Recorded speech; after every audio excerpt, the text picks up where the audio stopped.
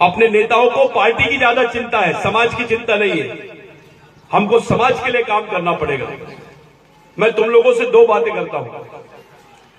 एक मुसलमान भाई अपने बच्चे को 4 साल का रहता है, उसका बच्चा तो मदरसा में लेके जाता है उसको। उस समाज के मस्जिद है, उस समाज में स्कूलें है, कॉलेज है।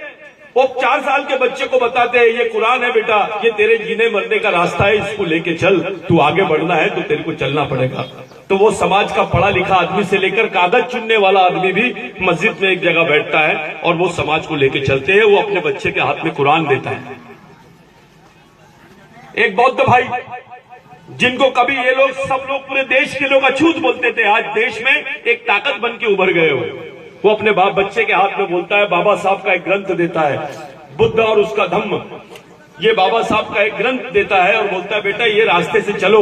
उनके भी बौद्ध विहार चलते हैं, उनके भी कॉलेज चलते हैं, उनका भी मिशन चलता है। भिक्खू बन के समाज के लिए काम करते हैं। पढ़े लिखे लोग समाज को मदद करते हैं। पूरे देश से, दीक्षा भूमि से जो आदेश निकलते हैं पूरे देश के दलित बौद्ध भाई मान लेते हैं। वो भी समाज आगे बढ़ गया, उनका भी मिशन है। क्रिश्चियन लोगों का मिशन देखो, उनके चर्च है, स्कूल है, दवाखाने हैं।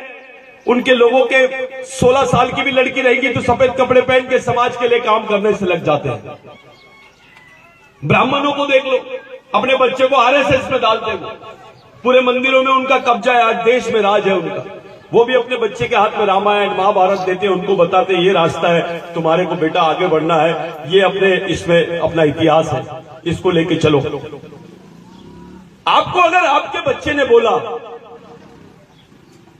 आपके बच्चे ने आपसे पूछा कि मैं कौन हूं इस देश में, मेरा इस देश में क्या अस्तित्व है, मेरे को कौन से रास्ते से जाना है, कौन से रास्ते से बचना है और मेरे को किस तरीके से जीना है, अगर आपको पूछा तो मैं आपसे पूछता हूं कौन सी किताब देंगे अपने बच्चे के हाथ में आप लोग? क्या है आपके पास? क्या बचा है अपने समाज में देने के लिए, अपने बच्चों को, आने वाली पीढ़ी को बचाने के लिए? तुम्हारे पास कुछ है क्या? नहीं है। इतना टूट गया है अपना समाज की एक किताब भी हम अपने बच्चों को नहीं दे सकते। रे बकरा भी अपने बच्चे को, बकरी भी पाल लेती है, गाय भी पालती है, कुत्ता भी पालता है अपने बच्चे को। इंसान और जानवर में एक फर्क है कि इंसानों का समाज है, उनकी संस्कृति है, उनके विचार है, जानवरों के नहीं है। हम लोगों को मंदिर मालूम है, भगवान मालूम है, लेकिन अपनी संस्कृति नहीं मालूम, अपने अधिकार नहीं मालूम, अपना जीवन का क्या रास्ता हो सकता है वो सब नहीं मालूम हमको। आपने बिरसा मुंडा को बिठाया, आज बिरसा मुंडा के बारे में आप लोगों ने इतना बड़ा काम किया कि जो नेताओं ने नहीं किया, लेकिन आपको मालूम होना चाहिए कि बिरसा मुंडा से हमारे समाज का रिश्ता क्या है, आदिवासियों का क्या रिश्ता है बिरसा मुंडा से। बिरसा मुंडा भगवान से बड़ा आदमी है। मैं तुमको पूछता हूं, देखो क्यों भगवान से बड़ा आदमी है, थोड़ा समझने की कोशिश करो। इस देश में आदिवासी अगर जिंदा है तो सिर्फ इसलिए जिंदा है क्योंकि उसके पास में जमीन है। आदिवासी अगर जिंदा है तो सिर्फ इसलिए जिंदा है क्योंकि उसकी पहचान है आदिवासी है और उसको आरक्षण है। 1898 में 1 लाख आदिवासी मरे थे, 1 लाख। और वो पूरे आदिवासियों का संघर्ष बिरसा मुंडा के नेतृत्व में चल रहा था। पूरे देश में ऐसा माहौल बन गया था कि आदिवासी पूरे विद्रोह कर रहे हैं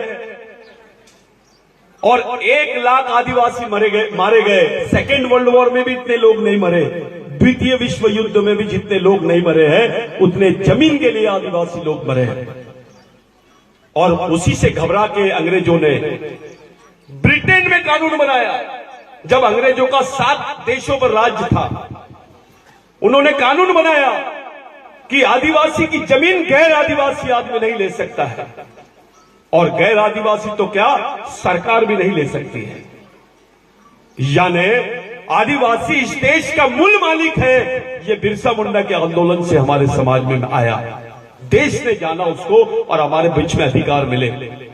आदिवासियों का अंगूठा लगा लेते थे, 2 गिलास पानी के लिए, 1 मुट्ठी चावल के लिए, एक मुट्ठी नमक के लिए आदिवासियों के अंगूठे ले लिए इन्होंने और उनकी जमीनें हड़प लिए।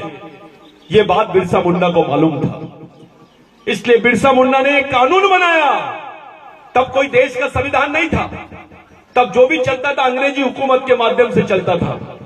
एक तरफ से आदिवासी तीर कमठा से लड़ रहे थे, दूसरी तरफ से वो लोग बंदूकों से और तोप से लड़ रहे थे। उस लड़ाई में जीते और उस लड़ाई की वजह से आदिवासियों को इस देश में जमीनें मिलना शुरू हुई।